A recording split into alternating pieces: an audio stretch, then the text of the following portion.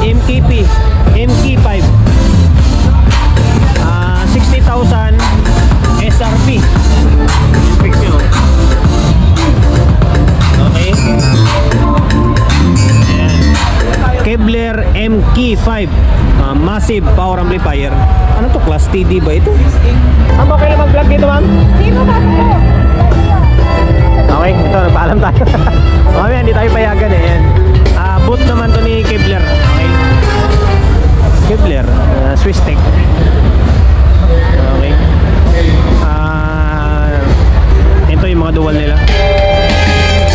Kevlar. Okay.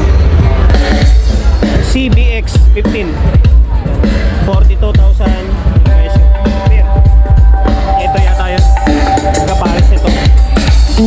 Tapos NX 18SA, 40,000. Ito yata yun, tsaka ito pair Paris 25,000. Huh? Ba't magkaiba? Ito 40 NX. Ito yung one, ito yung kapares siguro, yung 25. Ito yung sa taas, tapos yung 40, baka ito. Okay? NX 18SA. So, may stand siya, may plunger. Okay, ito naman 26,000. NX 15SA. Okay, kayo na lang bahala magbasa. Okay. Tapos yung sa taas niya ay NX 12. 22,000 yung SRP niya. Ito siya. Okay. Bagay, pair na rin yan. Pares na rin siguro yan. Hindi, pieces. Isa lang. Tapos, ito naman yung NX10A. 13,500. Tapos, itong ano pa ito sa baba eh. Ayan, mutahin nyo. Yung specs niya. Okay. Ito siya. Okay. Tapos, ito naman yung isa. Ayan, 13,000. Tapos, 11,000. 8 ito sa taas. Tapos, digis. Ito yung ilalim niya. Okay. Bali, worth, kung pagsusumahin mo, 24 na sa 25,000. Alam ko mga active na yan eh. Mga active na. Okay. Ito yung mga line-array naman nila. Mga line-array ito. Sige, yung iba nilang one. Yung mga naka-tripod nila. Okay. Halos hindi ko na maisa-isa ito.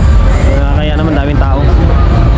Oh, ayan, SLX 15D, Art na 15D, AXL 15D. Ayan.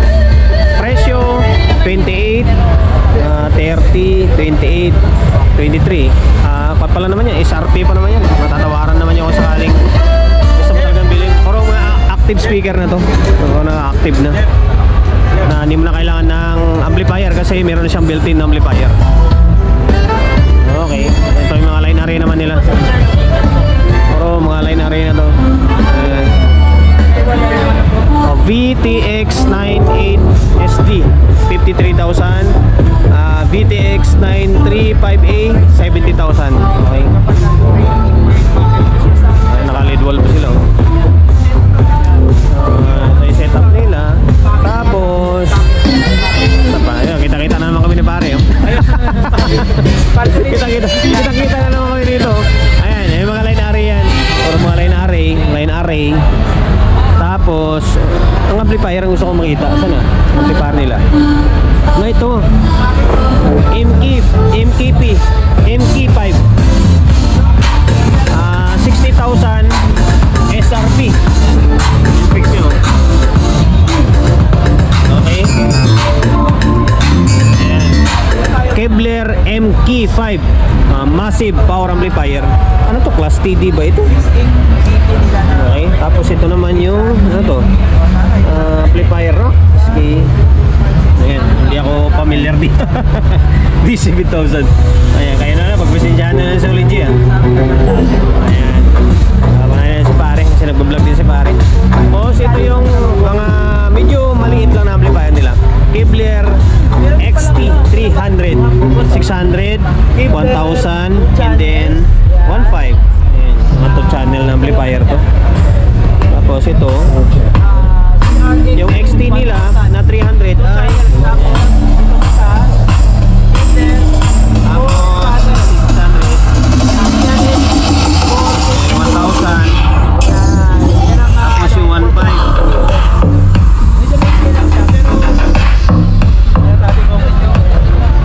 tapos yun yung mula sa may 300, 600, 1,000, 1,500. Tapos andun yung mga per channel pala yun andun. Price niya. Okay. Tapos ito yung lagi nating nire-repair. Ito yung lagi natin nire-repair yung hindi, GX 8000